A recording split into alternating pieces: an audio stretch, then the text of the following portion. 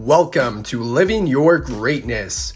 Each episode, we bring on great people to inspire you to achieve your greatness. We discuss topics all related to health and wellness. Listen to world-class stories, learn valuable lessons, and turn knowledge into action. It is now time for you to unlock your inner greatness.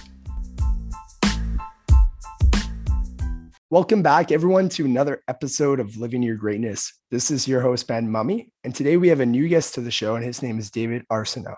For those of you that don't know David, he is the founder of the Champions for Life Foundation. This is a charity passionate about helping children live healthy, active lifestyles and assisting communities in the need. With over 30 years of experience in the field of physical activity and athletics, David is also a former international athlete in Taekwondo and a professional trainer and visionary change maker. If you are located anywhere in Canada, you are highly encouraged to contact David, as he is dedicated to providing a transformation in the lives of those he helps. David is also a happy husband and a proud father who has devoted his life's work to teaching children how to move to the best of their abilities. His personal journey is guided by his love for movement and sharing his passion with others. So David, welcome to the show. It is a pleasure to have you with us today.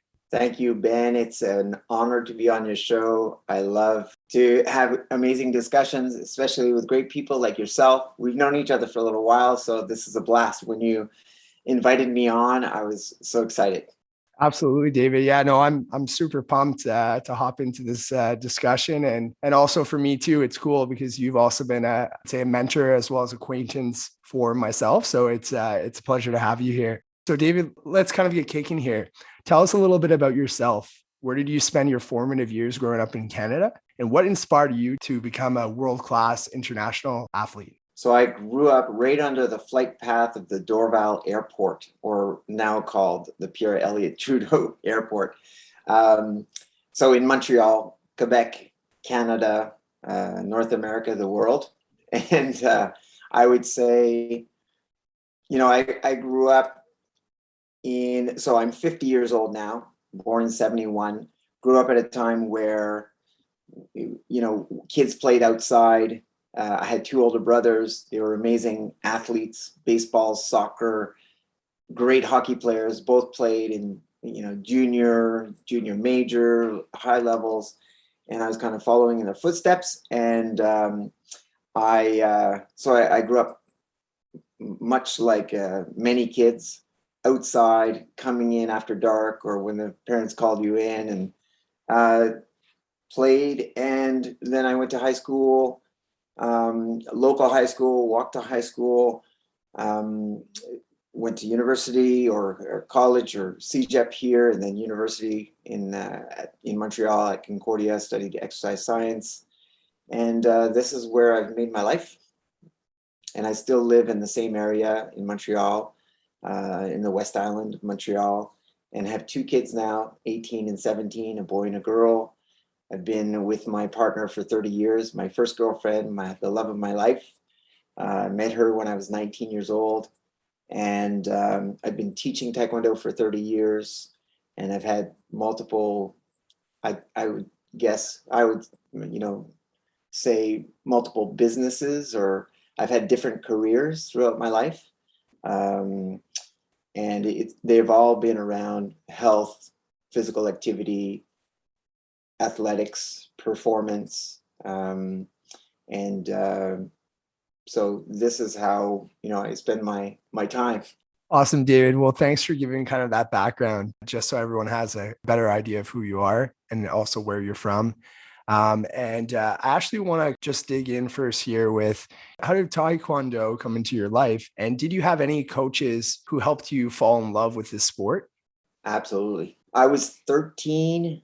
I guess I'd done hockey, baseball, soccer, got into high school, started playing all the sports that you're introduced at in high school, individual sports, team sports, track and field, gymnastics, basketball, volleyball, handball. I had an amazing physical education teacher that just introduced us to everything, rugby, did everything. And then I wrestled for 2 years with in one of my neighbors was in grade 11. I was in grade 7, 8. He kind of took me under his wing. I really liked the fighting aspect. And another neighbor from my street, my brother's friend, was a black belt in Taekwondo. And he said, hey, why don't you come and check it out? So I was like, almost 14 years old. I went and tried it and I said, oh, this is cool. So I would do it 3 times a week. And I got to my first few belts. And it wasn't until I was 16 years old when Taekwondo was announced to be in the 88 Olympics, in Seoul Olympics, as a demonstration sport. And I went to go watch it. And it was in Ottawa. So I took a day trip. And then I saw this person who was fighting in the fin weight category, who was about a foot shorter than his next opponent. The fin weight is the lightest weight category. So there's no minimum weight, but there's a maximum weight. And I think it's, at the time, it was 110 pounds. So these are tend to be smaller competitors and shorter. But this other guy was super tall, and this guy was, and I was sitting next to the shorter person's parents and brothers, and they were cheering him on. And this person, both competitors, this was the finals, it was amazing to see this person move. He was like the James Brown, amazing footwork, just put it all together. I was so impressed. And at that moment, I said, this is what I want to do. I wasn't a black belt then. I was, halfway up in the ranks, I guess. And I said, this is what I want to do. I decided right then and there that I wanted to compete at that level and hopefully make the Olympics. So this competitor, his name's Dickens Matherin. He's the general manager of the Little Burgundy Sports Center, which we know we have a connection here. But he became one of my best friends. So years later, maybe 3 or 4 years later, we're starting to compete. We took a road trip to Boston, competing on the Quebec team, and did a tournament with some fellows from the States. And it was really kind of in that moment that I said, wow, this is something that I really can dig my teeth in.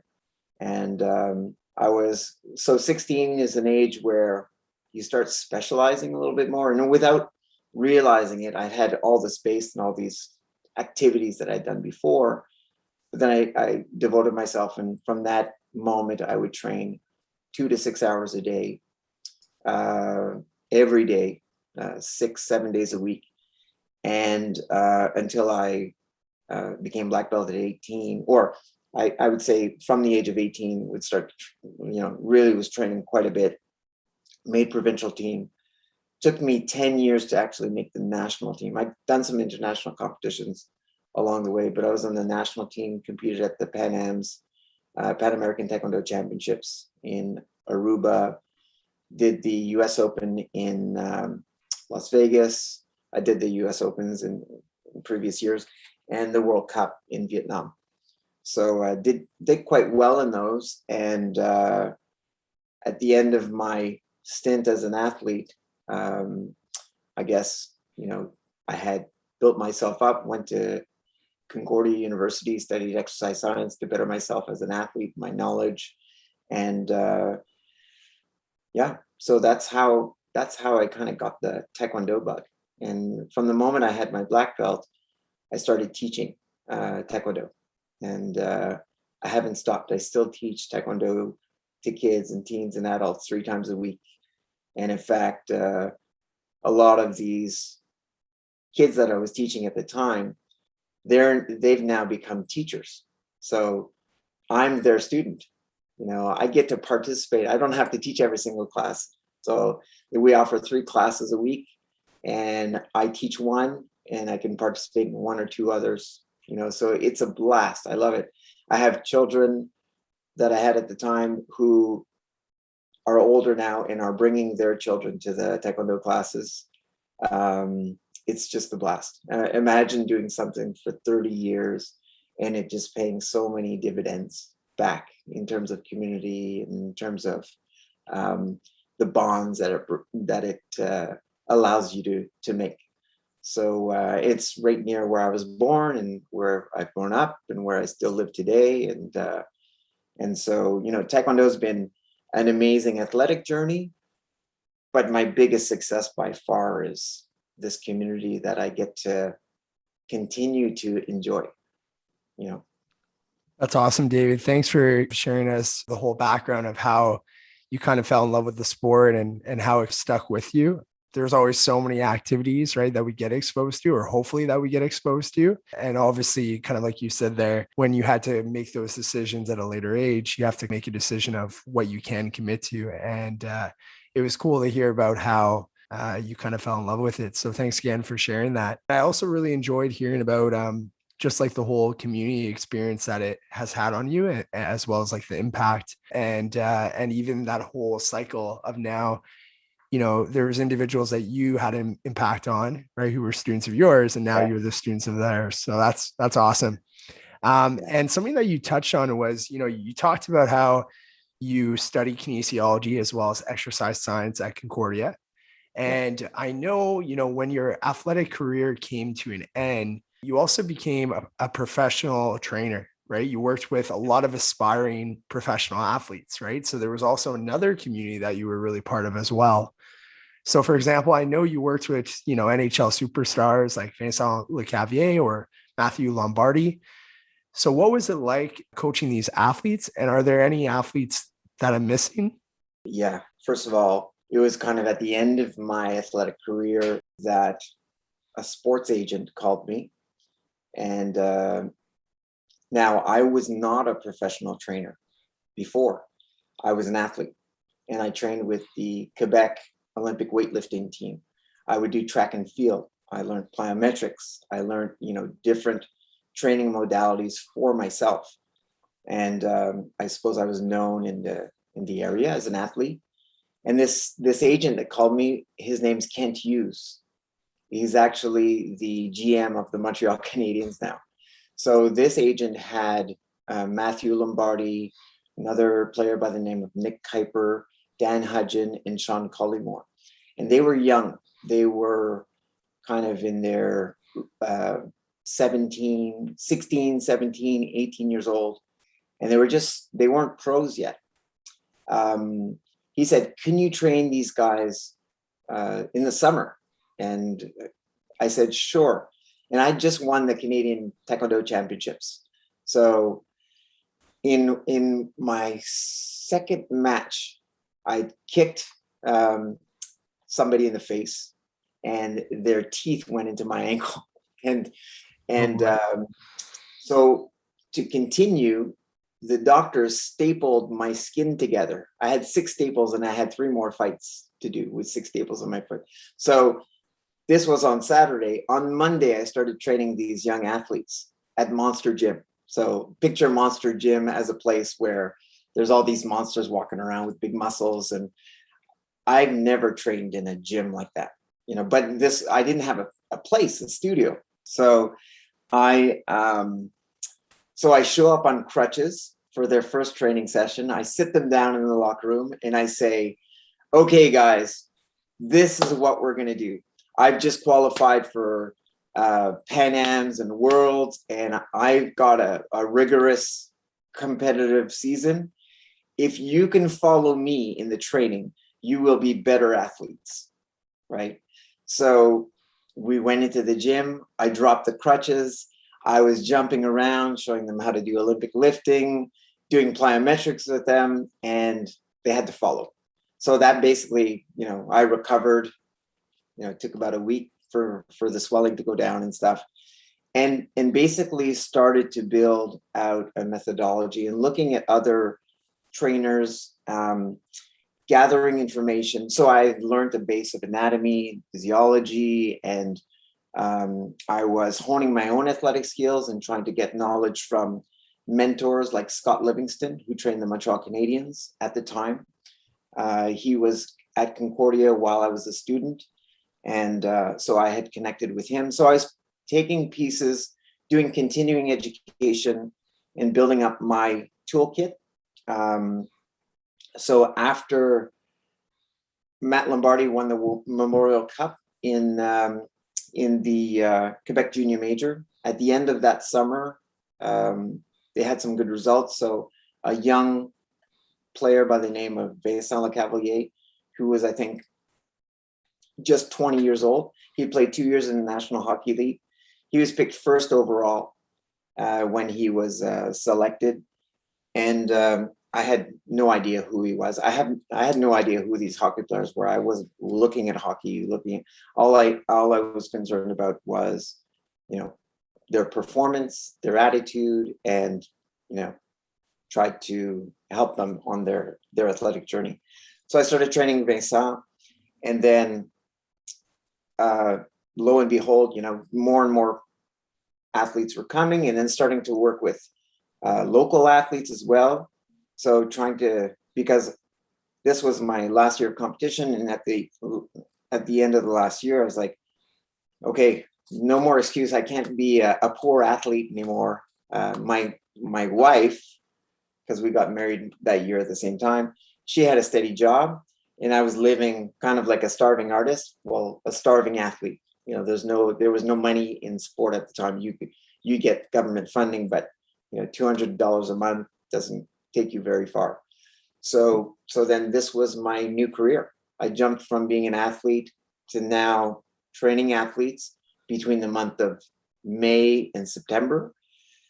And so I said, okay, well, then I'll teach more Taekwondo from September to June.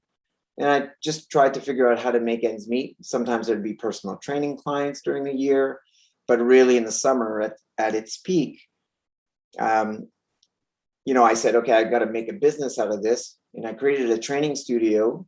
So I wanted my own space to be able to do all the things we were doing. And we called it Pain Station, or I called it Pain Station.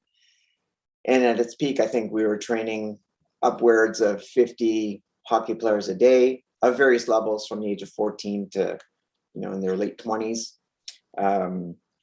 And with probably 4 or 5 trainers in there at the same time, in an 1,100 square foot studio. So very small, not lots of racks and weights. And, we were doing CrossFit-ish type stuff before CrossFit was around.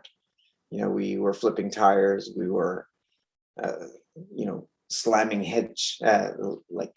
sledgehammers, and doing all kinds of functional training. Functional training was the big thing.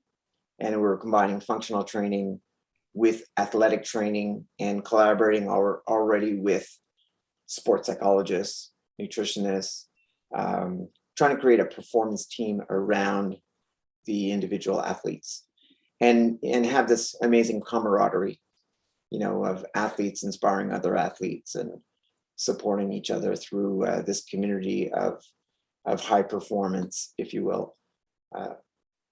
There was a stable of athletes from an agency, but there were other athletes in the community that we were working with.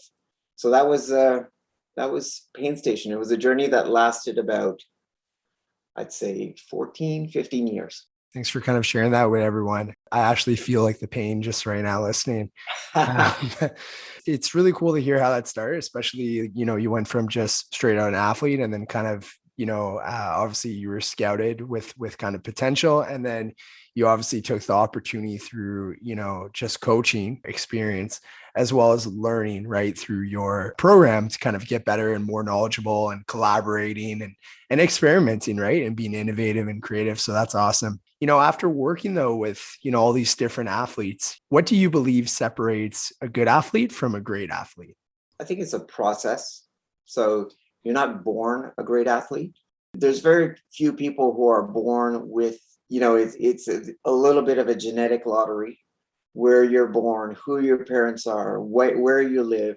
So a Wayne Gretzky or Sidney Crosby or Tiger Woods or Serena Williams or whoever it might be, she or he has the parents, have the funds, have the support, have the infrastructure around them, or not, or have all the right conditions for them to be motivated to drive themselves to the top of their game. I think of Clara Hughes, who, if you know her story, she was not an athlete. She was kind of this kid who was in bars and taking drugs and like, just had a rough adolescence, and somehow sports pulled her out of that. And she was incredibly determined and driven, and participated in two different sports, summer and winter games, which is incredible. So I don't think there's one thing that everybody's journey is different. What I do recognize from my experience and the people that I've worked with was one, dedication, two, having the physical prowess or ability or aptitudes, in developing that. So at those levels, everyone's strong and fast, and but it's how you maximize your strengths. I remember training myself. Now, I wish I was a world champion and Olympic champion in Taekwondo, and for me, it was a discipline and a way of life. And I have absolutely no regrets for my career. And I love everything that I've done because it's part of my entire journey. But you see some athletes have this amazing success over a long period of time. And you're in awe of professional athletes because, not only do they get to participate at the highest level in their sport, but they're on TV all the time. There's a lot of media. They've got big contracts. There's lots that go along with that appear to be like amazing. That's so great. But there's a lot of pressure on them as well, so I think it's doing the right thing, not just doing everything, not just working hard at everything. It's just doing the right thing. I remember training my athletes and say, okay, we're going to work this today. And they go, especially Vinny Lecavalier, who's an amazing athlete and very, very able because he did lots of sports. He was really good in baseball. He probably could have played in the National Baseball League. He could have been a pitcher given his height and everything. And he was really, really good. And he's an amazing golfer. And I've seen him do other sports and stuff. But I would come in and I'd say, okay, we're going to do Olympic lifting. We're going to do this and that. He goes, okay, tell me exactly what we're going to do. Because he wanted to know where he'd put his energy. Now, I had a problem with that because I'm like, well, do it until it's enough. Like, you got to push yourself. But there was a sense of, I don't want to do anything that I don't have to do. And I'm not saying he was lazy or he wasn't dedicated, showed up all the time, was there, but there was a real sense of kind of efficiency of you having a clear goal and putting the effort that it takes to get there, not just throwing everything at it, giving your all in every which way and whichever way you can do it so that something sticks. I think, they have a clear path, a clear direction, a clear vision of what they want to do, how they get there. Of course, you can't do it alone. You need support. You need everything kind of working with you.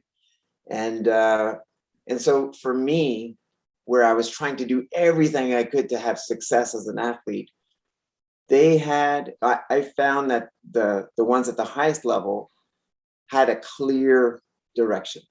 And maybe it's because there's a lot of athletes that they're surrounded with on a team that have had success. Like Vincent had Dave Andreychuk, who was the captain of the team, who he looked up to.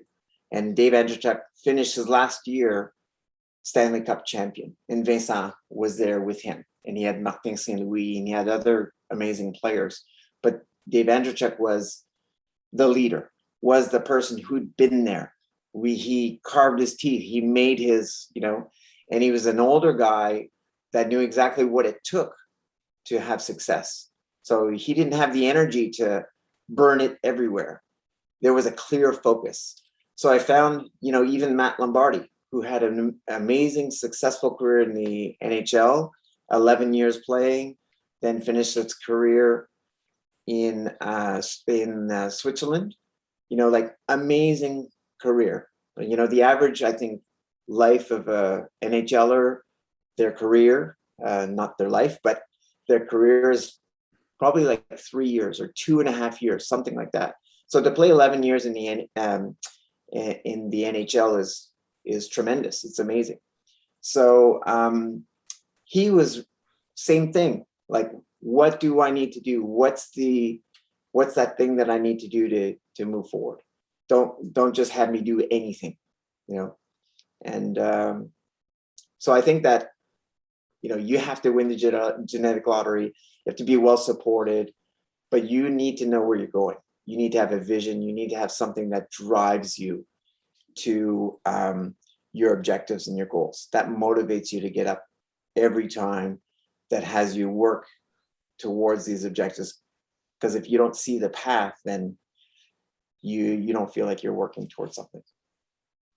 Absolutely. And I think you just shared a lot of great points, as well as gave really thorough examples.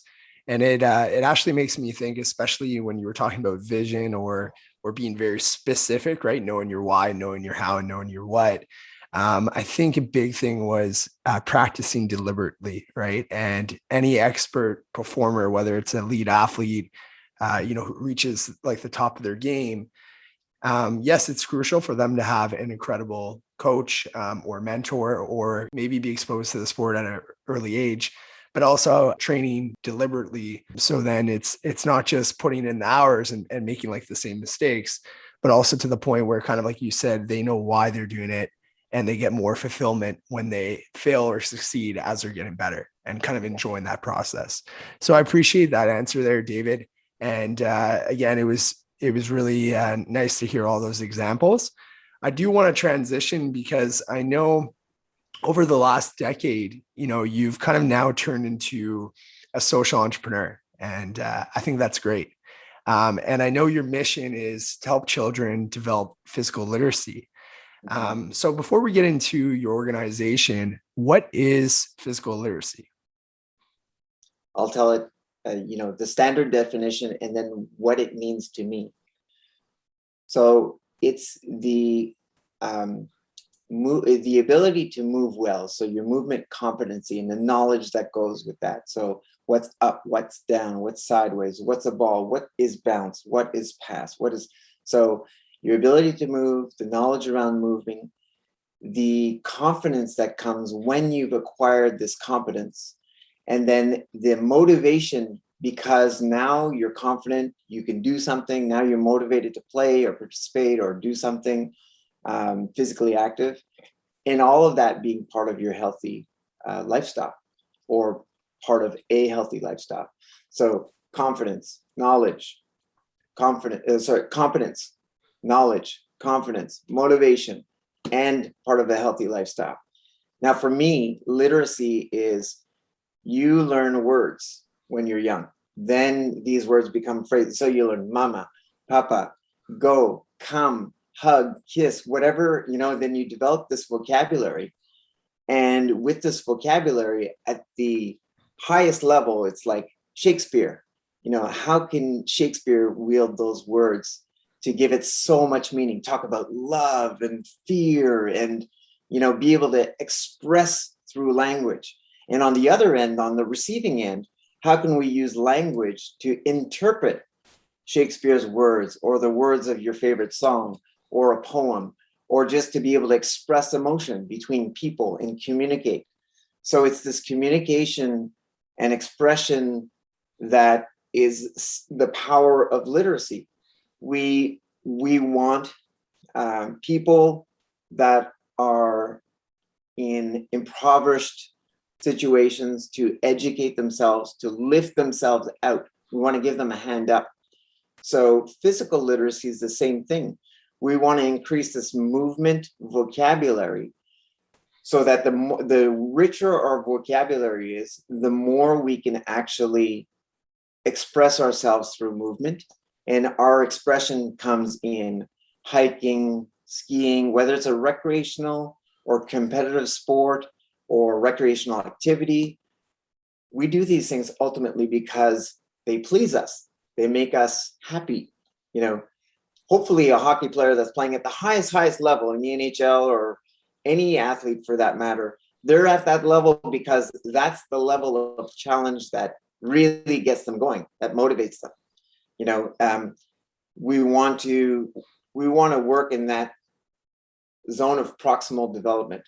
You talked about dedicated practice towards an objective. Well, if you're practicing something that's too hard, it's discouraging. If you're doing something that's too easy, it's boring, right? So we want to challenge ourselves with things that, gives us that motivation to keep developing ourselves. So on the physical side, the more we can learn how to move in different environments, the more we can enjoy different types of activities. And then the more we can interpret the environment around us.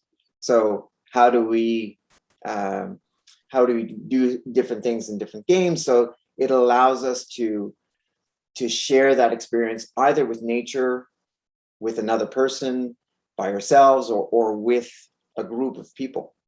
And I know you're a physical education teacher by profession. I'm not.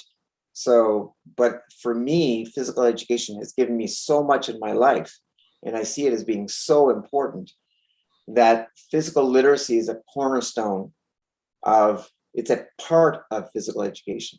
And in Quebec, in the province of Quebec, like many other provinces, there's 3 competencies that we're trying to develop.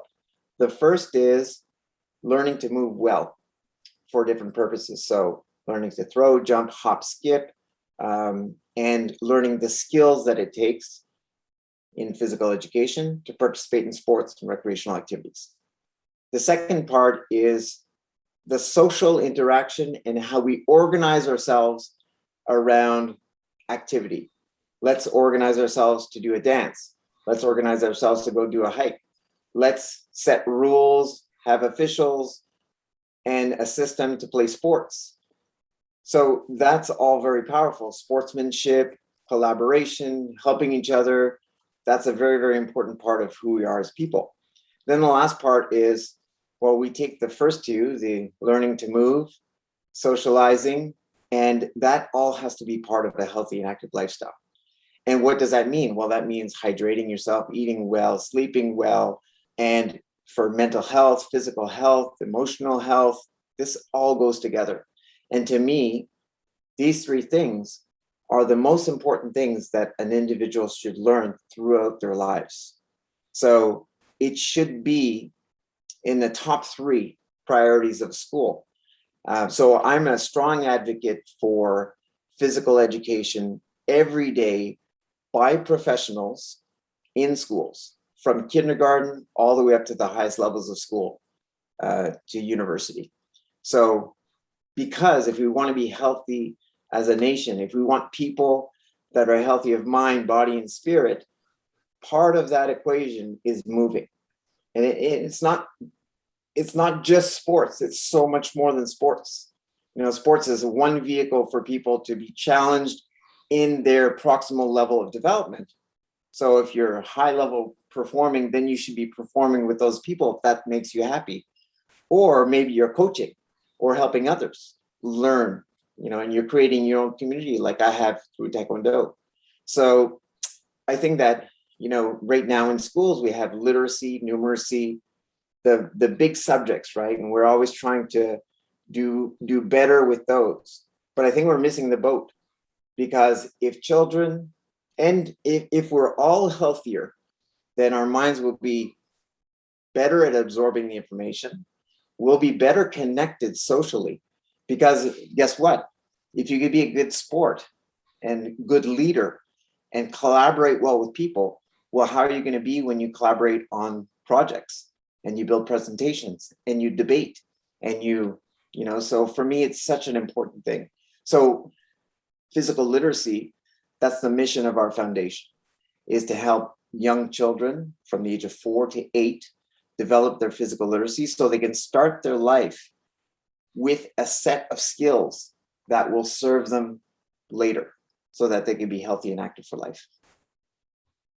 Awesome, David. Well, I think you did a really good job at unpacking physical literacy, not only like the general definition, but even given again so many examples.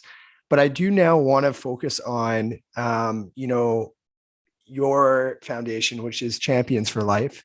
I know it's benefited many individuals, whether it is, the children, which is obviously like the main audience, but as well as physical educators, kind of like what you were talking about, coaches, so also the athletics world, and as well as even kind of recreational leaders, right? So it could be lifeguards or kind of, sports camps. So there's a lot of players in this, right? To really help with supporting this development of improving or enhancing physical literacy well-being, for all. So my question is, what led to the birth of Champions for Life? And why is this organization so close to your heart? Well, that's a loaded question. I think, the impetus was something within myself, but I'd have to say just before I start that Champions for Life is not just me. It's everybody who's involved in it, from our board of directors to our leadership team to people who work with us a few hours a week. So I started Champions for Life. I founded Champions for Life, but what it is now is a result of lots of people's ideas and thoughts, and inspired by physical education and health and wellness and other fields. So the big turning point for me while I was training athletes after my athletic career was my brother in 2006 passing away. He was 4 years older than me. His kids were 9, 6, and 3, and my children were 3 and 2. So it was a big shock. Obviously, he's 38. I'm 33, 34. And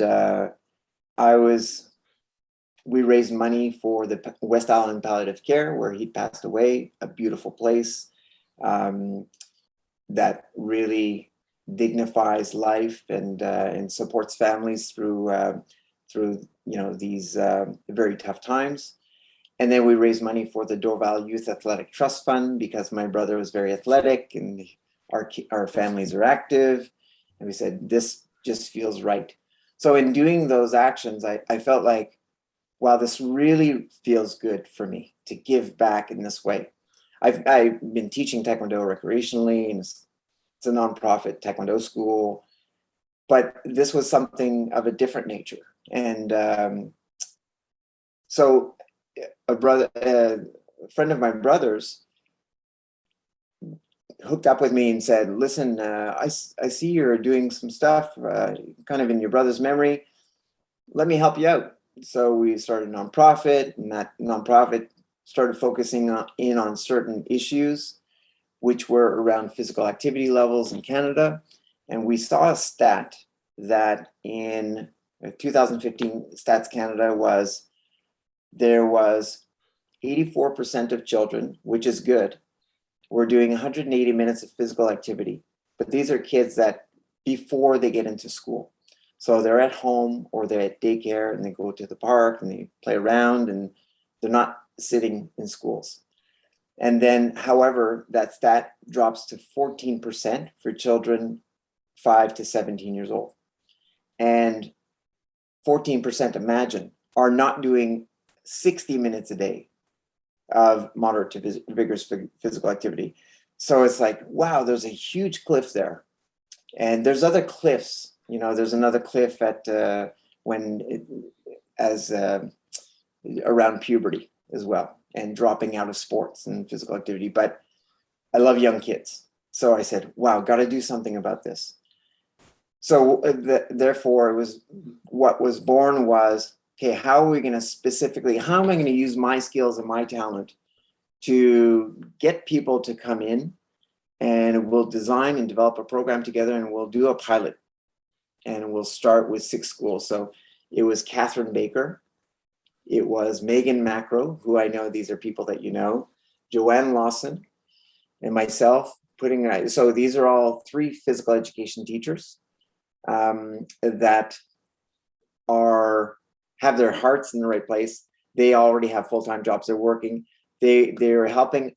We all collaborated on designing a 10-week program at the time. In my mind, there was a sequence of how to develop certain movement skills. And let's do it through play. Let's do it through exploration. Let's do it, in a very determined way. How can we develop basic fundamental movement skills? So that was kind of the impetus from, my brother passing away, from me looking at where I want to spend my time in the future. Do I want to help the top 1% get, 1% better so that they can sign bigger contracts or, perform better?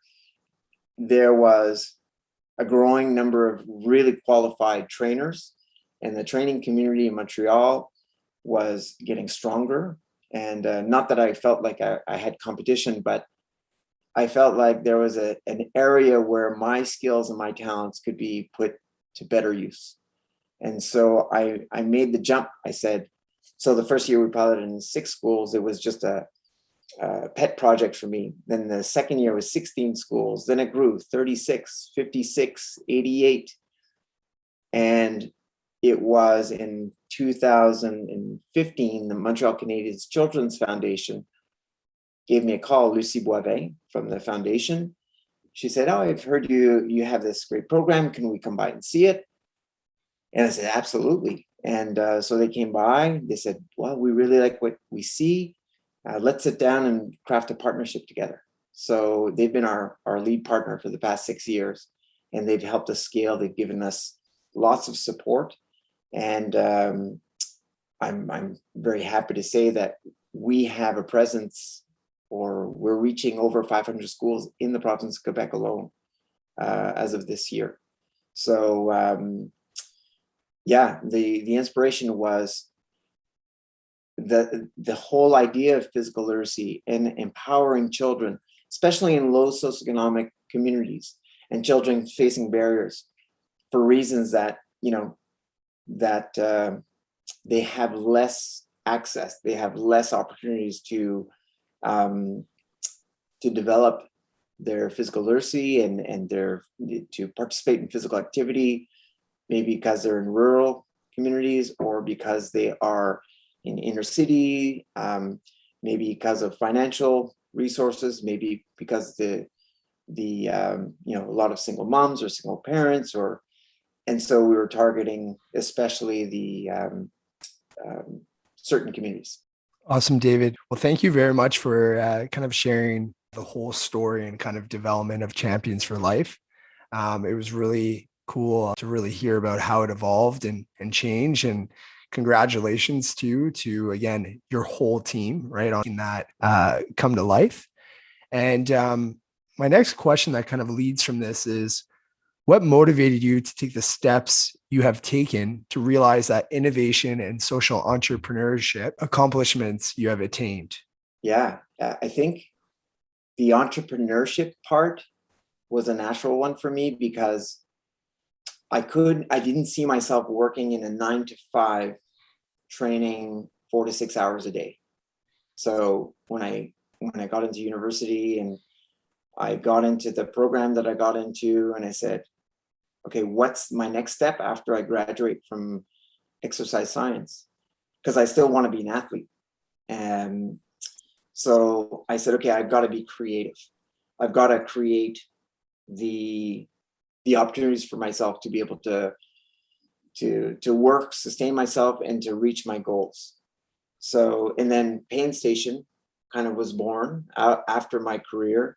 I said, okay, well, this is an opportunity to make money doing what I love, sharing my knowledge.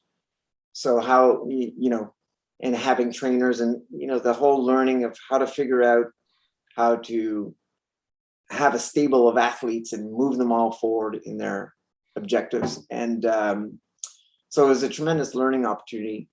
Now, social entrepreneurship is very much the same thing. You look around you and you say, I have a mission to impact the lives of whoever your target is. So for me, it's children and the people who work with children. How can we help them move the needle up on health. And so it's being creative and creating links and partnerships and gaining knowledge, and how do you bring resources and support, and how do you keep that sustainable? So there was no roadmap for that. And Champions for Life, it took a while for us to get things going, and then for it to grow. And it continues to be that same challenge all the time. Like, how do you keep these things going? So the social entrepreneurship side of it, I guess you can say that I was much more successful financially before, training athletes, and I even trained corporate executives, and I had a whole company devoted to that as well.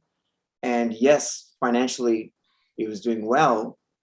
However, I don't measure now the success of the foundation by how much funds we raise, but more how many lives we can impact. That means how many teachers we can share resources with, how many leaders we can train, how many children we can impact with our programs, what kind of different programs we can develop to fulfill a need and make things easier for teachers, make things easier for the people who are working with children to help in getting our kids healthy, and creating community within their own communities. So, when it comes to the results that we want, and so it's not measured in money. Of course, it does take money to get these things done.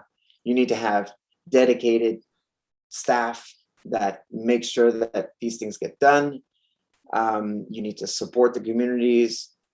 However, with the impact that we really want to have is tangible. So innovation, I guess you can say, technology can be anything. It doesn't have to be something that's on a computer or a screen.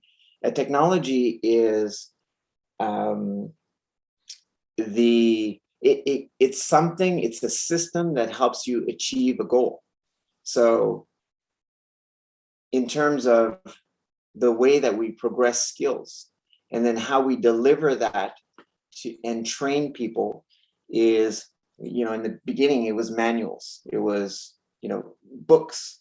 So we'd send them, we'd sit in front of them, or we'd have a workshop for a day, and we'd say, okay, this is the system. You do week 1 is this, week 2, week 3. So we'd have a system to do that. And the technology we used was, we print these resources, we give it to them, or the leaders and the teachers, and away you go. Now it's, especially with the pandemic, we've had to pivot, because from March, basically 13th on, the rest of that school year, nobody was in schools anymore. We weren't even done our program. So where do you go from there? So we said, okay, we'll take all this, we'll digitize everything so that we can be ready. And that created an opportunity for us to say, okay, well, now we're going to get ourselves on and seeing lots of big organizations pivot to digital because people weren't working in offices anymore. So same thing for us. How can we innovate here to answer the challenges of today? What's the reality of today for those teachers, those leaders, those children? How can we keep working and moving forward, as opposed to saying we're going to stick with the old system, persist, and just work harder? A little bit like I was saying before with, okay, well, if we just work harder doing the same thing, we should get better. No, I think innovation is about being efficient. It's about getting the result that you want to have by doing less work. And then that the time and energy you saved from doing less work actually allows you to do more work on creating the impact that you want. So mix a social enterprise or social enterprising, or like us having a social mission with innovation creates more positive. And that's our goal, is, plain and simple, we just want to have a better impact. And you need to continue innovating all the time to keep moving things forward, because life changes.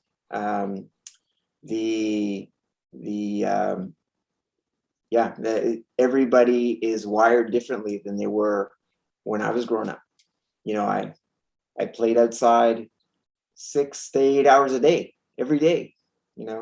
Now it's not the same. So how do we get the benefit of what I had? Doesn't mean that we have to go back to what I did, because that was also, it had its challenges, right?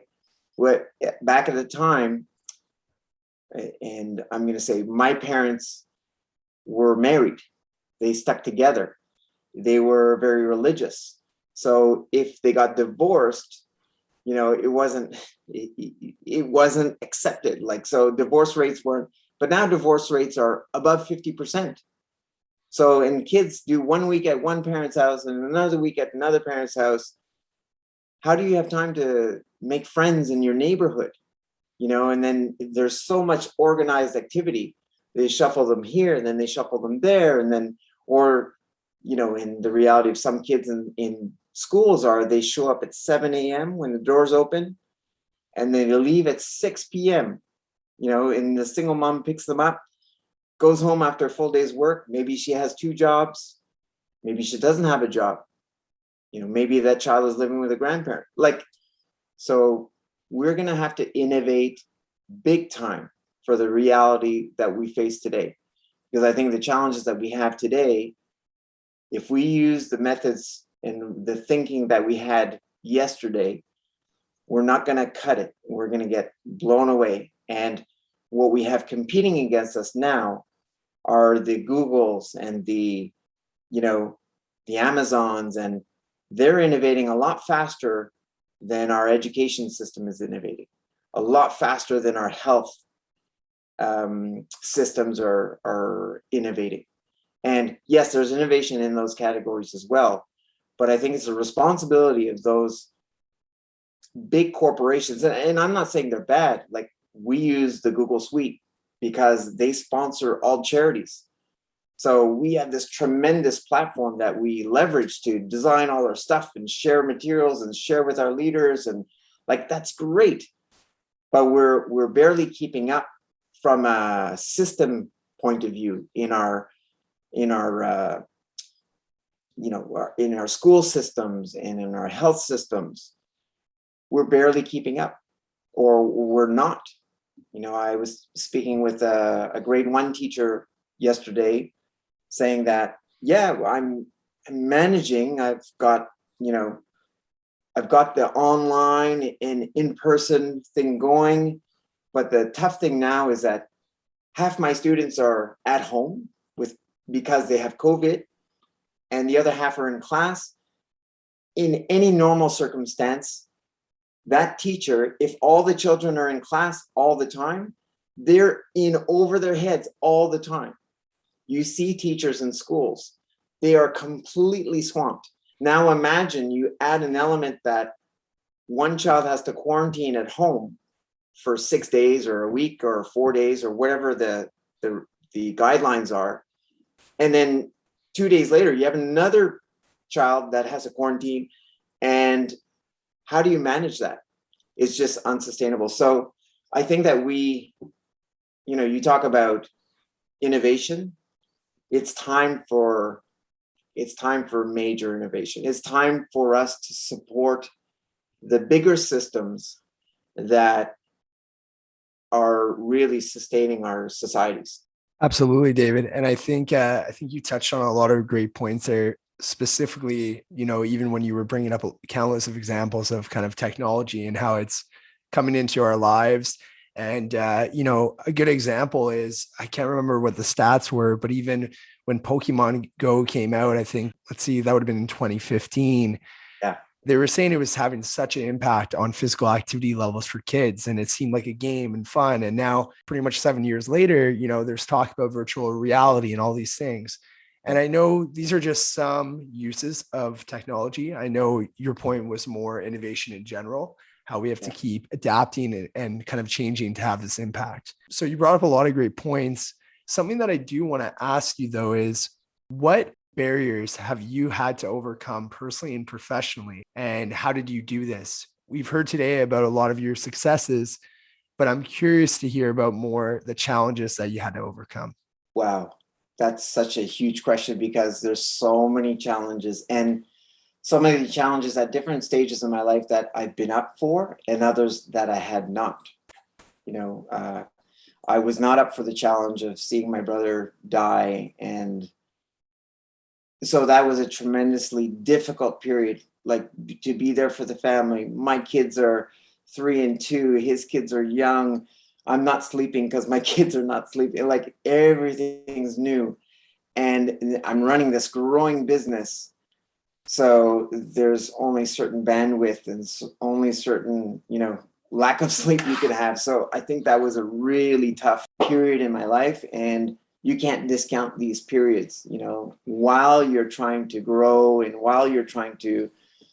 So forget about COVID, forget about, there's huge periods in your life that you just have to keep working, keep going through, and just stay dedicated to your craft and your goal. And so I'd say those were amongst the biggest challenges. The challenge of continuing to move forward and educate yourself for me was huge. Every time I shifted kind of careers was a whole new set of challenges. So training athletes, from training myself to training athletes, to now having a staff, to now getting this all, and having to pay rent. So I had a studio to pay rent for. And so I would say, and being kind of more entrepreneurial, nothing happens fast enough. You have a vision and you know where you want to be, you know where you're going, but it never happens at the speed that you want it to. So I'd say in all these challenges, my biggest challenge is myself, is to have my feet firmly on the ground, not think about my losses of yesterday, not think about the great mountains I want to climb tomorrow or where I want to be, but be living in reality and saying, okay, this is what I need to do to take that next step forward, take that next step forward. And when I was training as an athlete and when I had Pain Station and it was relatively small, I would say that these challenges were kind of manageable with a lot of work. Now with Champions for Life Foundation, well, I've got a board of directors. I'm executive director. I answer to the board. So this is the first job I've ever had in my life. So I'm employed by the foundation. I have no other source of revenue. I've jumped off the cliff and I'm in my, squirrel suit or I'm parachuting. And if the board decides to cut my strings, that's it. I'm done. So I love the fact that I've got to do a good job, to keep going. But by the same token, now there's people that rely on the foundation as a career, so the bar is a lot higher. And then the impact that we want to have, we want it to be a real impact. So I am always constantly trying to project, okay, well, the vision is we need to partner with the Ministry of Education to usher in programs, and we want to collaborate with Sport for Life and PHE Canada, and we want to collaborate with APEC and LFIPEC, and to be able to work together, not work in silos. Like these are huge, huge goals, visionary goals and then how do we keep taking one step in front of the other without losing perspective of the big picture, and in a landscape that is still kind of competitive. I don't consider us as having competitors out there because we're all in it for the right reason, but it is a competitive environment. We're vying for different grants, and we're vying for different sponsorships. Everyone's going to see the same people for sponsorships and grants, right? So for me, the innovation needs to happen around that. Like if we want to create a basketball league at school, and let's say it's an intramural league where everybody gets to play, but you have tryouts because you could only have 20 people. But what happens if 40 people come and want to play basketball? Are you going to stop 20 people from not playing? You shouldn't. You should, because you never know. Like so many good things can happen from having all these 40 people play. Imagine it's double the community size, double the potential problems, double the organization, but I don't know. I think that, so my challenges are keeping my feet firmly on the ground, keeping my eye on the greater vision. And that's just me. And also letting go of the idea that I am in this alone. So this year, my New Year's resolution, we're February now. My New Year's resolution was one, that I would abandon all idea that I alone can move anything forward. So meaning, because I have a tremendous amount of energy. I work out every day. I conduct workouts, like online workouts with friends, and I mobilize Taekwondo. There's so many things that I do. And before I used to think that, I need to be the catalyst, the driver, and then all these things will happen. And if I'm forging ahead, people will follow. I'm a leader. I'm an entrepreneur. People will follow. And if it's not going fast enough, I've got to put more energy, but that's not sustainable. It's not realistic. And sometimes you're going so fast, you look behind and you're not with anybody. So my New Year's resolution was, I'm not going to do anything anymore that involves just me. And therefore, it's everybody together. And as an organization, my wish as well is, if we're innovating in this way, and there's another organization that's complementary, or if we're both kind of at the same level and we can have the impact that we want, there's enough room everywhere for people to be playing on that team, of making everybody healthy and creating a society that we can all live in, and ultimately not go to war over, not be shooting ourselves in the streets over. Our goals, to me, should be to eradicate poverty, to make sure that everybody in society feels included, for our society to be rich and diverse, for nobody to be starving, or homeless. And I mean, that's a big goal. You see, my mind's already going to these huge places, and I haven't even figured out the physical literacy thing yet. So these are my challenges. This is what actually gets me up in the day and say, okay, today, how are we going to move the needle forward a little bit?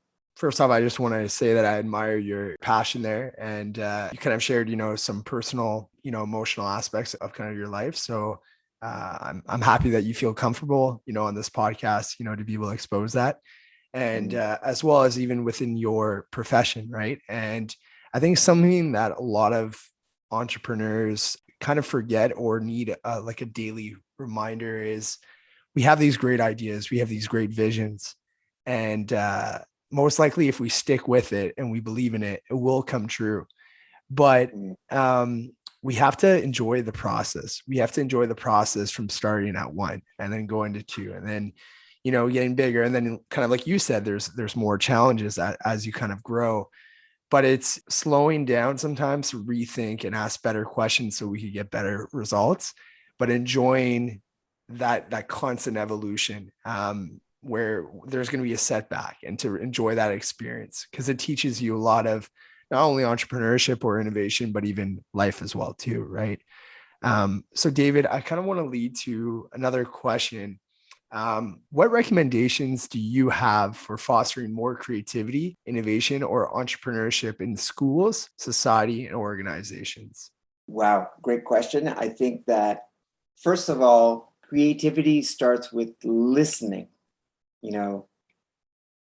I think if you don't listen, then you don't understand what's needed. So sometimes we're thinking, you can't think in your own head, come up with an idea and then say, oh, it's going to be this.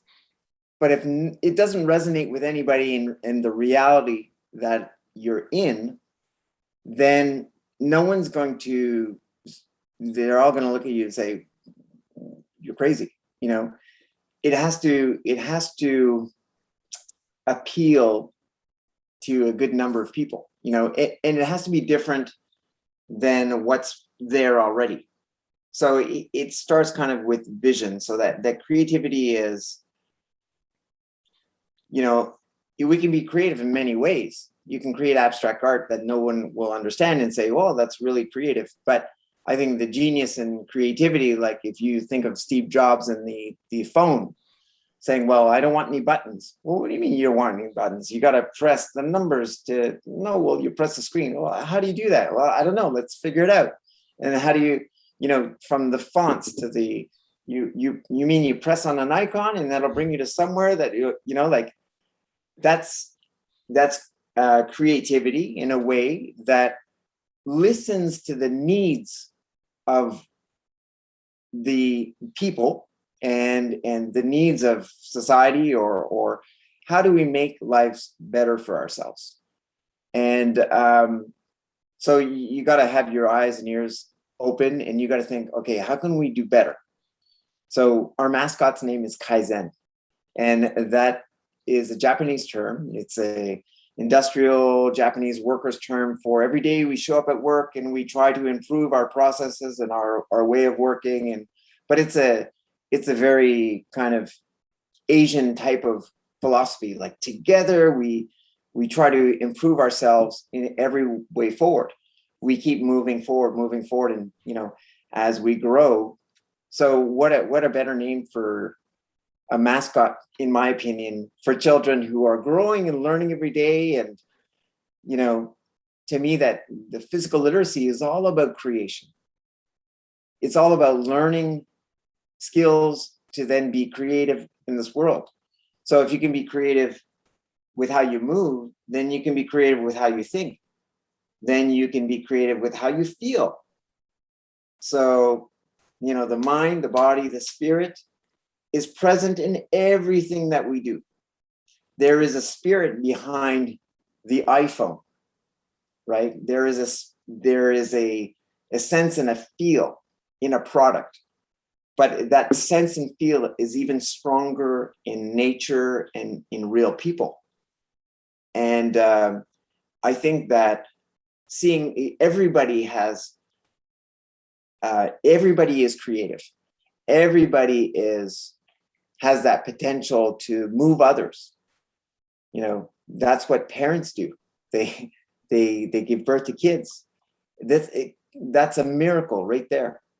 And these kids, grow up and eventually they fly on their own, and we have a responsibility. Well, we just are living our lives and engaging with the world as it is. And I think that creativity is something that we all get to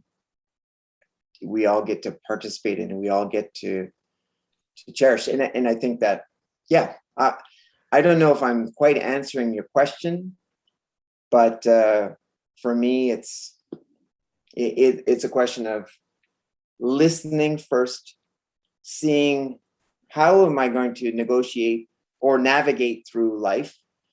And everybody's journey is unique. So we all need to have the creativity to navigate life in different ways, and so that's my take on creativity. And David, do you see your efforts contributing to social, economic, cultural, or environmental health and well-being? If so, how? Absolutely. I think healthier kids, healthier communities equals less health costs on the healthcare system, more efficiency and productivity in our work and in our leisure. Imagine if you ate well and you're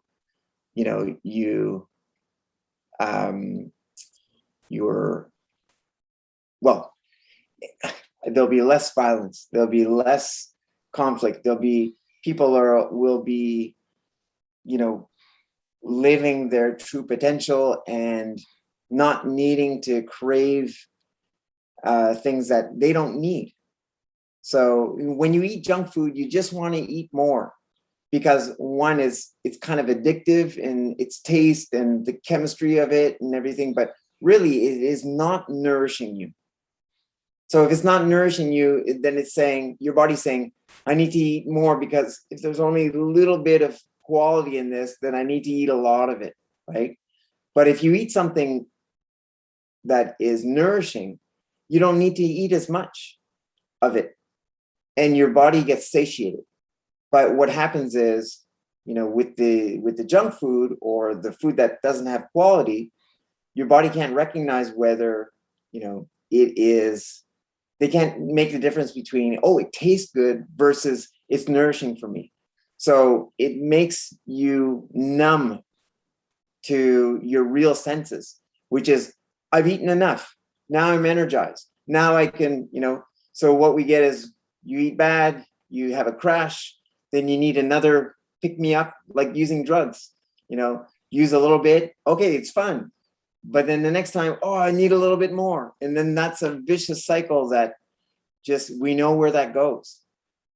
So I think, my movement is really about, again, all the values of physical education, what it represents.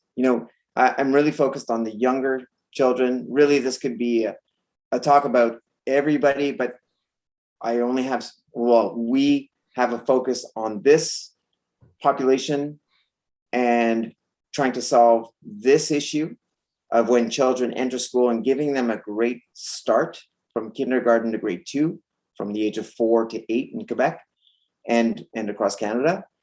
And trying to make an impact there so that it has an impact on society down the line.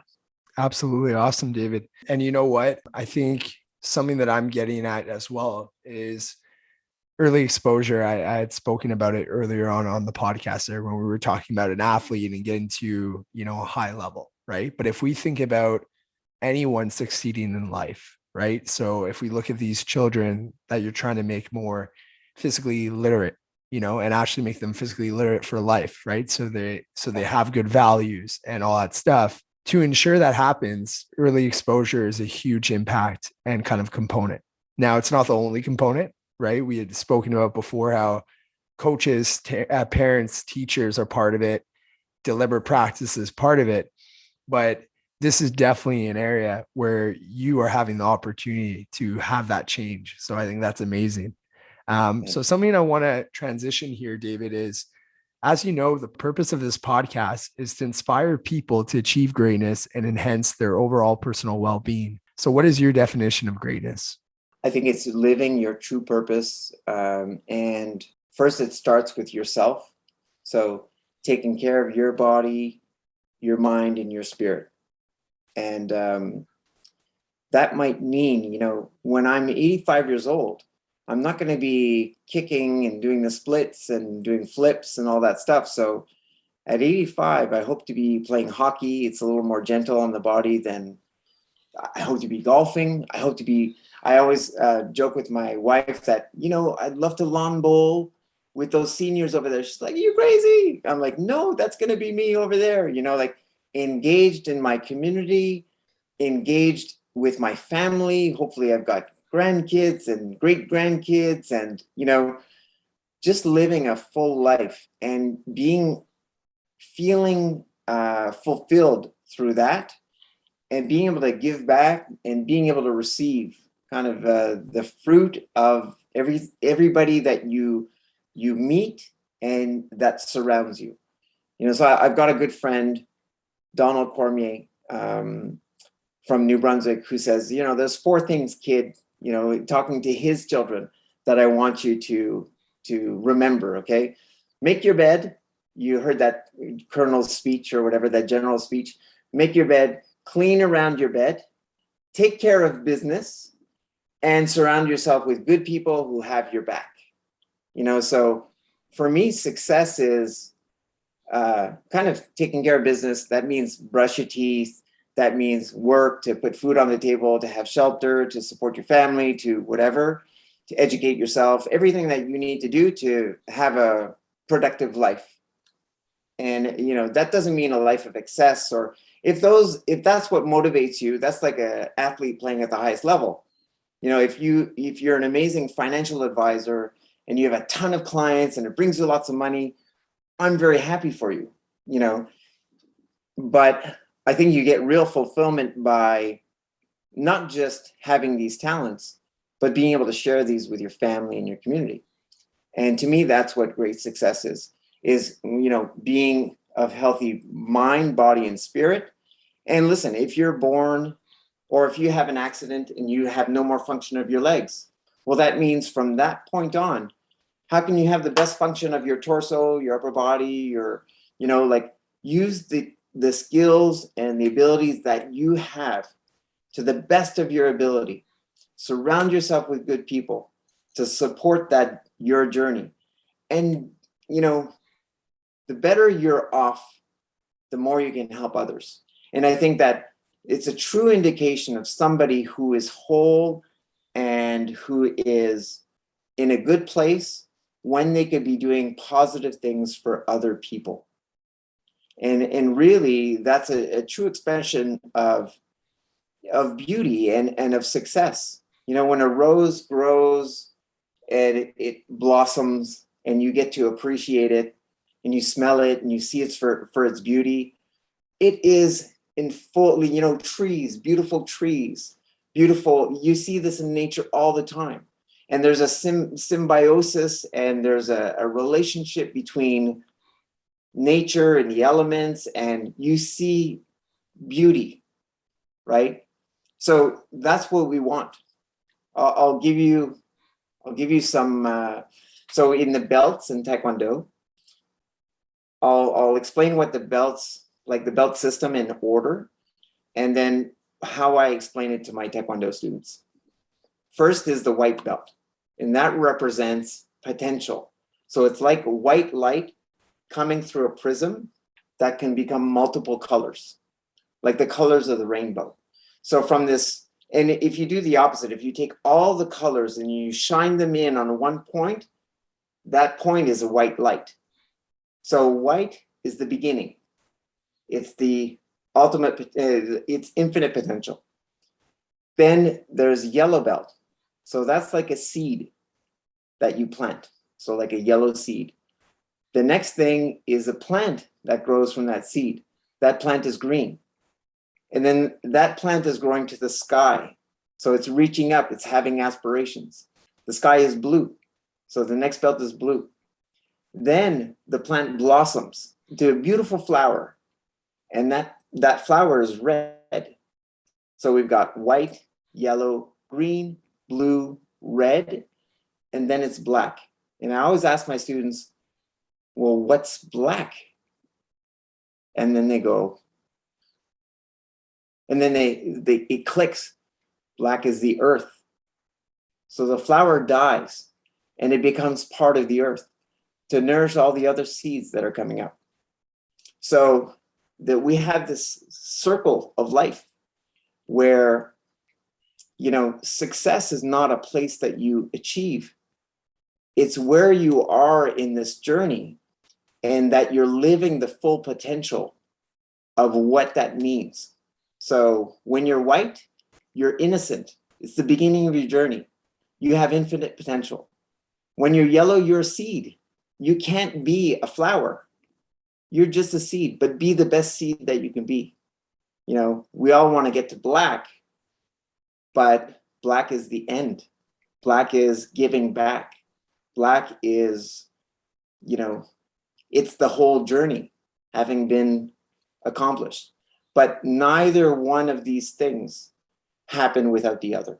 Success is being on any part of your journey and being the best grandparent, being, and children who are 4 years old are not sitting around thinking they're going to be the best version of themselves that they can be, because we're not sharks. We're not born and feeding ourselves right away, hunting.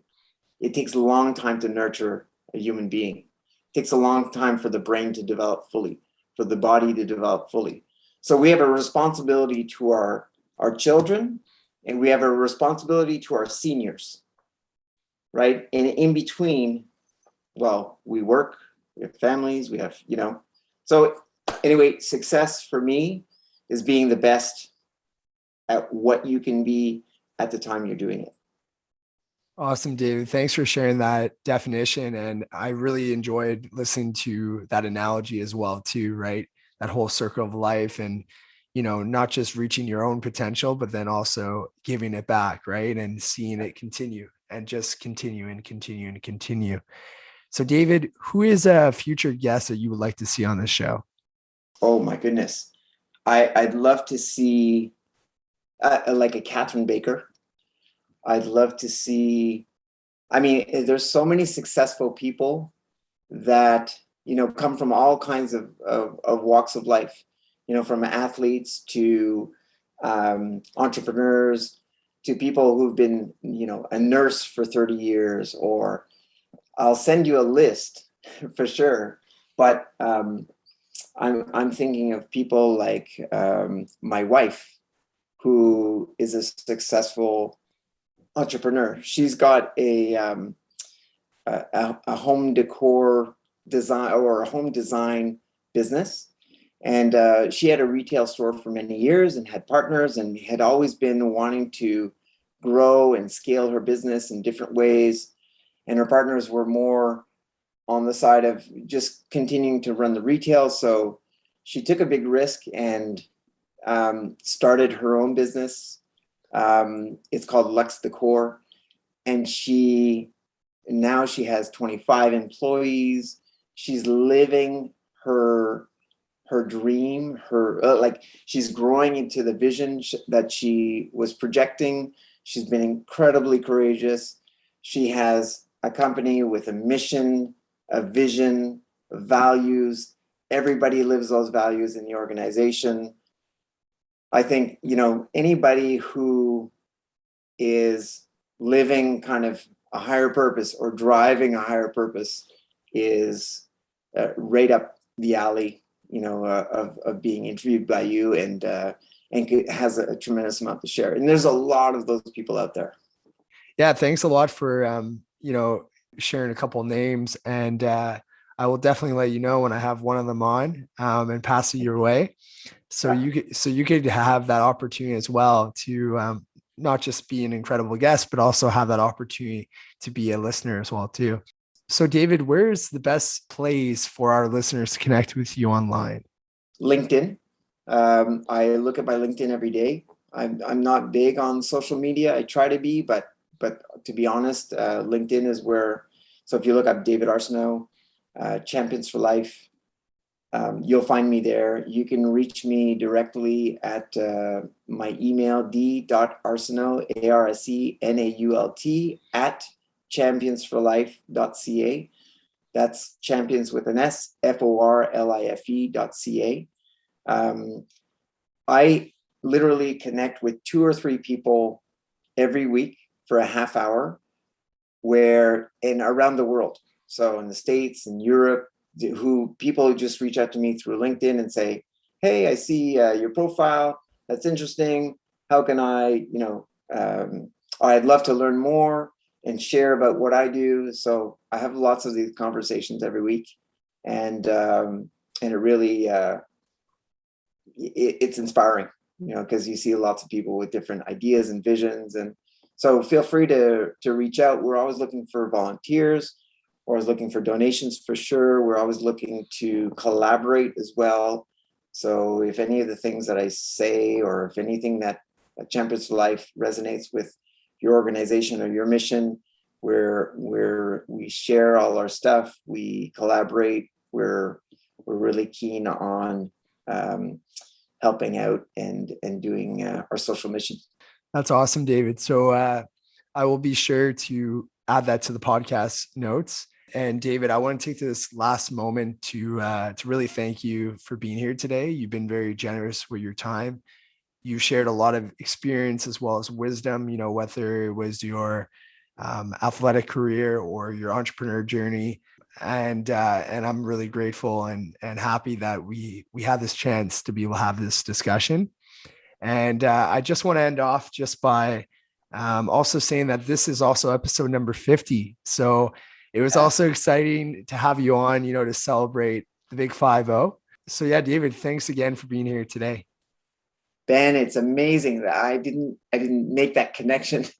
So 50 for 50, and I wish you many, many more. I hope you get hundreds of episodes, and I'll be an avid listener.